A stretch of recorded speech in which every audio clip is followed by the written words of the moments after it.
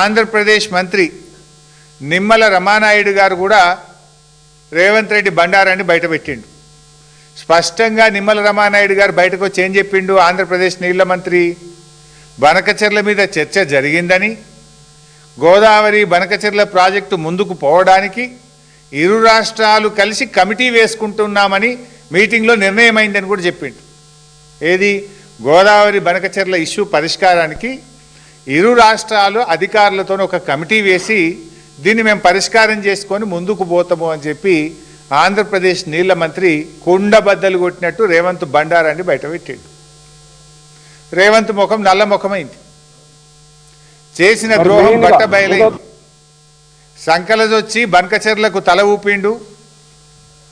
బయటకు వచ్చి ఇవన్నీ బయటకు వచ్చే వరకు లేలే నేను కమిటీకి ఒప్పుకోలే, కమిటీ అయ్యా అని బుకాయించాడు. కమిటీ అయ్యా అన్నాడు. కమిటీ అయ్యా అని బుకాయించిండు.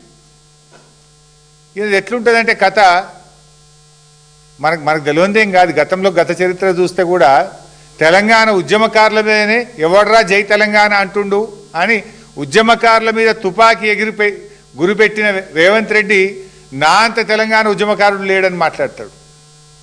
సోనియా గాంధీ గారిని పట్టుకొని బలిదేవతాన్ని తిట్టినటువంటి రేవంత్ రెడ్డి అసలు సోనియా గాంధీని దేవత, అసలు కాంగ్రెస్కు నా అంత విధేయుడే లేడు అని మాట్లాడతాడు.